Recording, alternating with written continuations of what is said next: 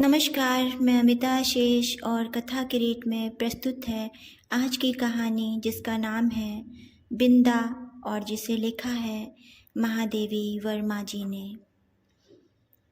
भीत सी आंखों वाली उस दुर्बल, छोटी और अपने आप में सिमटी सी बालिका पर दृष्टि डालकर मैंने सामने बैठे सज्जन को उनका भरा हुआ प्रवेश पत्र लौटाते हुए कहा, आपने आयु ठीक नहीं भरी है, ठीक कर दीजिए, नहीं तो पीछे कठिनाई पड़ेगी। नहीं, यह तो गत आषाढ़ में 14 की हो चुकी।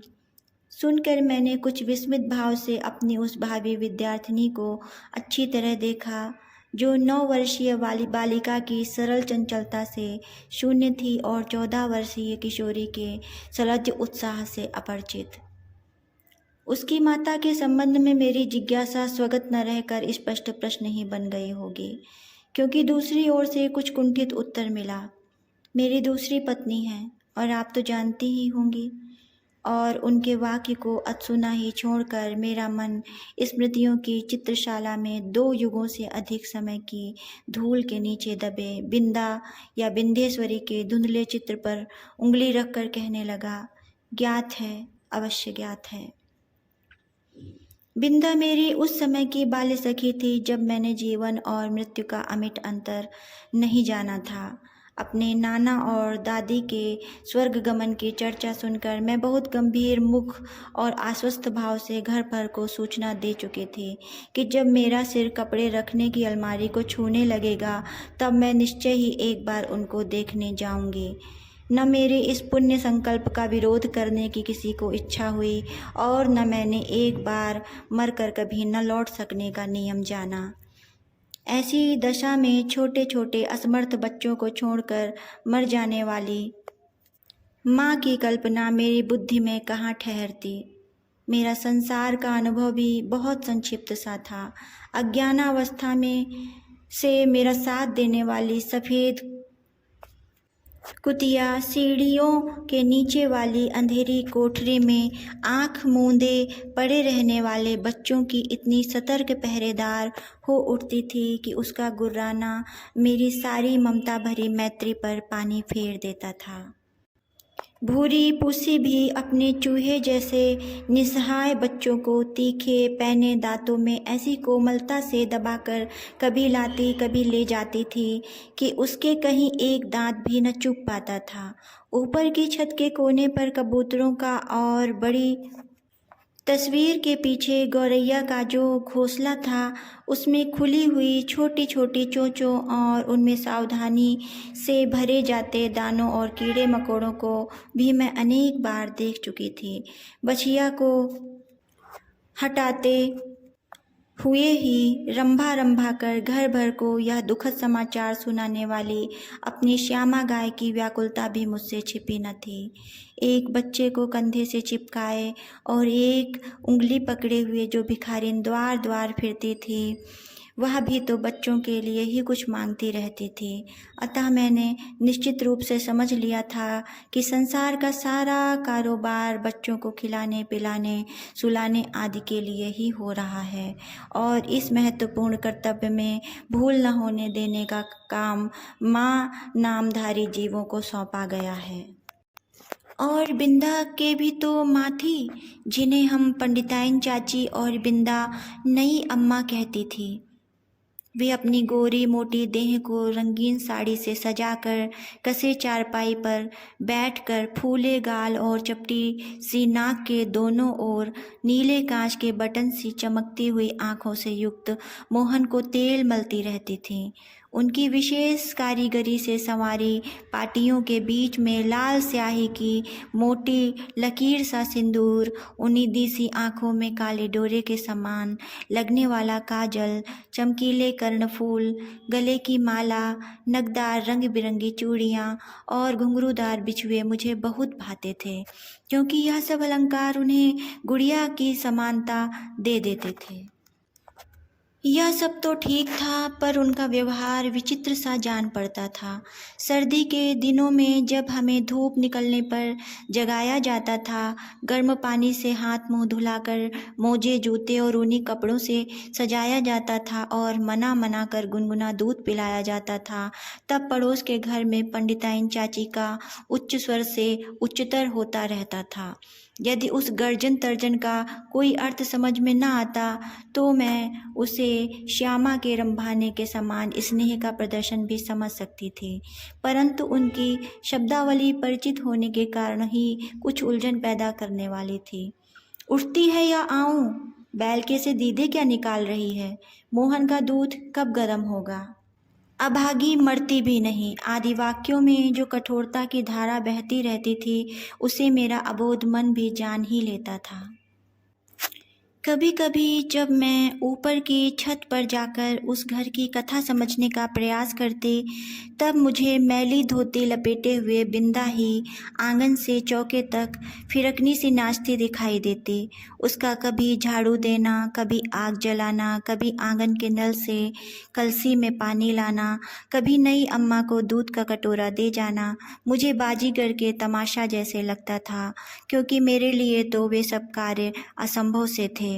पर जब उस विस्मित कर देने वाले कौतुक की उपेक्षा कर पंडिताइन चाची का कठोर स्वर गूंजने लगता, जिसमें कभी कभी पंडित जी की घुड़की का पुट भी रहता था, तब न जाने किस दुख की छाया मुझे घेरने लगती थी, जिसकी सुशीलता का उदाहरण देकर मेरे नटखटपन को रोका जाता था। वही बिंदा घर में चुपके चुपके कौन सा नटखटपन करती है, इसे बहुत प्रयत्न करके भी मैं न समझ पाती थी। मैं एक भी काम नहीं करती थी और रात दिन उधूम मचाती रहती, पर मुझे तो माँ ने न मर जाने की आज्ञा दी और न आंखें निकाल लेने का भय दिखाया। एक बार मैंने पूछा भी, क्या पंडिताइन चाची तुम्हारी तरह नहीं है? माँ ने मेरी बात का अर्थ कितना समझा यह तो पता नहीं, पर उनके संक्षिप्त उत्तर हैं से न बिंदा की समस्या का समाधान हो सका और न मेरी उलझन सुलझ पाई। बिंदा मुझसे कुछ बड़ी ही रही होगी, परंतु उसका नाटापन देखकर ऐसा लगता था मानो किसी ने ऊपर से दबाकर उसे कुछ छोटा कर दिया हो। 2 पैसों में आने वाली खंजड़ी के ऊपर चढ़ी हुई झिल्ली के समान पतले चर्म से मढ़े और भीतर की हरी हरी नसों की झलक देने वाले उसके दुबले हाथ पैर न जाने किस अज्ञात भय से अवसन्न रहते थे। कहीं से कुछ आहट होते ही उसका विचित्र रूप से चौंक पड़ना और पंडिताइन चाची का स्वर कान में पड़ते ही उसके सारे शरीर का थरथरा उठना मेरे विस्मय को बढ़ा ही नहीं देता था, बल्कि उसे भय में बदल देता था। और बिंदा की आंखें तो मुझे पिंजड़े में बंद चिड़िया की याद दिलाती थीं। एक बार जब 2-3 करके तारे गिनते गिनते उसने एक चमकीले तारे की ओर उंगली उठाकर कहा, वह रही मेरी अम्मा। तब तो मेरे आश्चर्य का ठिकाना न रहा। क्या सबकी एक अम्मा तारों में होती हैं और एक घर में? पूछने पर बिंदा ने अपने ज्ञान कोश में से कुछ कण मुझे दिए और तब मैंने समझा कि जिस अम्मा को ईश्वर बुला लेता है वह तारा बनकर ऊपर से बच्चों को देखती रहती है, और जो बहुत सज धज के घर में आती है वह बिंदा की नई अम्मा जैसी होती है। मेरी बुद्धि सहज ही पराजय स्वीकार करना नहीं जानती। इसी से मैंने सोचकर कहा, तुम नई अम्मा को पुरानी अम्मा क्यों नहीं कहती? फिर वे न नई रहेंगी और न डांटेंगी। बिंदा को मेरा उपाय कुछ जचा नहीं, क्योंकि वह तो अपनी पुरानी अम्मा को खुली पालकी में लेट कर जाते और नई को बंद पालकी में बैठ कर आते देख चुकी थी, अतः किसी को भी पदच्युत करना उसके लिए कठिन था। पर उसकी कथा से मेरा मन तो सचमुच आकुल हो उठा, अतः उसी रात को मैंने माँ से अनुनयपूर्वक कहा, तुम कभी तारा न बनना, चाहे भगवान कितना ही चमकीला तारा बनावे। माँ बेचारी मेरी विचित्र मुद्रा पर विस्मित होकर कुछ बोल भी न पाई थी कि मैंने अकुंठित भाव से अपना आशय प्रकट कर दिया, नहीं तो पंडिताइन चाची जैसी नई अम्मा पालकी में बैठ कर आ जाएंगी और फिर मेरा दूध बिस्कुट जलेबी सब बंद हो जाएगा। और मुझे बिंदा बनना पड़ेगा। माँ का उत्तर तो मुझे स्मरण नहीं, पर इतना याद है कि उस रात उसकी धोती का छोर मुट्ठी में दबाकर ही मैं सो पाई थी। बिंदा के अपराध तो मेरे लिए अज्ञात थे, पर पंडिताइन चाची के न्यायालय से मिलने वाले दंड के सब रूपों से मैं परिचित हो चुकी थी। गर्मी की दोपहर में मैंने बिंदा को आंगन की जलती धरती पर बार बार पैर उठाते और रखते हुए घंटों खड़े देखा था। चौके के खंभे से दिन दिन भर बंधा पाया था और भूख से मुरझाए मुख के साथ पहरों नई अम्मा और खटोले पर सोते मोहन पर पंखा जलते देखा था। उसे अपराध का ही नहीं, अपराध के अभाव का भी दंड सहना पड़ता था। इसी से पंडित जी की थाली में पंडिताइन चाची का ही काला मोटा और घुंघराला बाल निकलने पर भी दंड बिंदा को ही मिलता था। उसके छोटे छोटे हाथों से धुल न सकने वाले उलझे तेलहीन बाल भी अपने स्वाभाविक भूरेपन और कोमलता के कारण मुझे बड़े अच्छे लगते थे।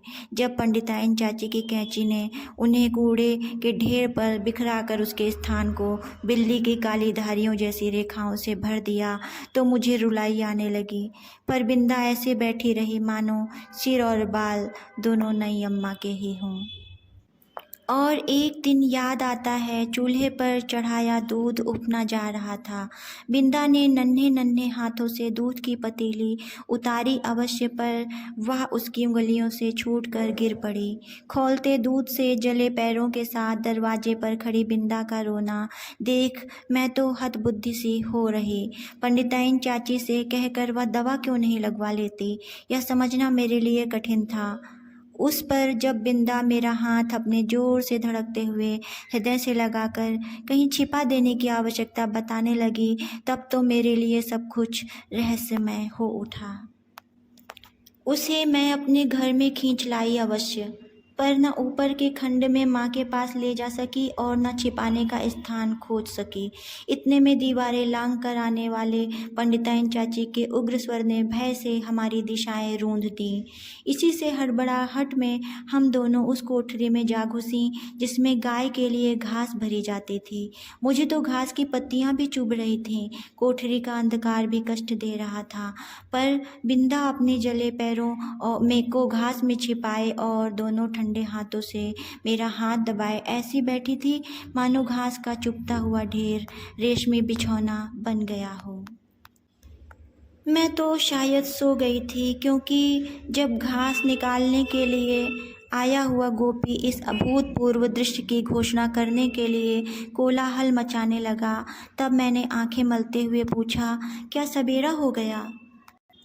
माँ ने बिंदा के पैरों पर तिल का तेल और चूने का पानी लगाकर जब अपने विशेष संदेहवाहक के साथ उसे घर भिजवा दिया, तब उसकी क्या दशा हुई यह बताना कठिन है, पर इतना तो मैं जानती हूँ कि पंडिताइन चाची के न्याय विधान में न क्षमा का स्थान था, न अपील का अधिकार।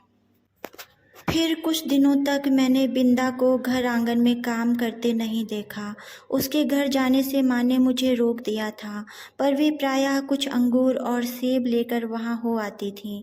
बहुत खुशामद करने पर रुकिया ने बताया कि उस घर में माता रानी आई हैं। क्या वे मुझसे नहीं मिल सकती? पूछने पर वह मुंह में कपड़ा ठूंस कर हंसी रोकने लगी। जब मेरे मन का कोई समाधान न हो सका, तब मैं एक दिन दोपहर को सभी की आंख बचाकर बिंदा के घर पहुंची। नीचे के सुनसान खंड में बिंदा अकेली एक खाट पर पड़ी थी। आंखें गड्ढे में धंस गई थीं। मुख दानों से भरकर न जाने कैसा हो गया था और मैली सी चादर के नीचे छिपा शरीर बिछौने से भिन्न ही नहीं जान पड़ता था। डॉक्टर, दवा की शीशियाँ, सिर पर हाथ फेरती हुई माँ और बिछौने के चारों चक्कर लगाते हुए बाबूजी के बिना भी बीमारी का अस्तित्व है, यह मैं नहीं जानती थी। इसी से उस अकेली बिंदा के पास खड़ी होकर मैं चकित सी चारों ओर देखती रह गई। बिंदा ने ही कुछ संकेत और कुछ स्पष्ट शब्दों में बताया कि नई अम्मा मोहन के साथ ऊपर खंड में रहती हैं, शायद चेचक के डर से। सवेरे शाम बरौनी आकर उसका काम कर जाती है। फिर तो बिंदा को देखना संभव न हो सका, क्योंकि मेरे इस आज्ञा उल्लंघन से माँ बहुत चिंतित हो उठी थी। एक दिन सवेरे ही रुकिया ने माँ से न जाने क्या कहा कि वे रामायण बंद कर बार बार आंखें पोंछती हुई बिंदा के घर चल दीं। जाते जाते वे मुझे बाहर न निकलने का आदेश देना नहीं भूले थीं। इसी से इधर उधर से झांक कर देखना आवश्यक हो गया था। रुकिया मेरे लिए त्रिकालदर्शी से कम न थी, परंतु वह विशेष अनुनय विनय के बिना कुछ बताती ही नहीं थी और उससे अनुनय विनय करना मेरे आत्मसम्मान के विरुद्ध जान पड़ता था। अतः खिड़की से झांक कर मैं बिंदा के दरवाजे पर जमा हुए आदमियों के अतिरिक्त और कुछ न देख सकी और इस प्रकार की भीड़ से विवाह और बारात का जो संबंध है उसे मैं जानती थी। तब क्या उस घर में विवाह हो रहा है और हो रहा है तो किसका, आदि प्रश्न मेरी बुद्धि की परीक्षा लेने लगे। पंडित जी का विवाह तो तब होगा जब दूसरी पंडिताइन चाची भी मरकर तारा बन जाएंगी और बैठ न सकने वाले मोहन का विवाह संभव नहीं। यही सोच विचार कर मैं इस परिणाम तक पहुँची कि बिंदा का विवाह हो रहा है और उसने मुझे बुलाया तक नहीं।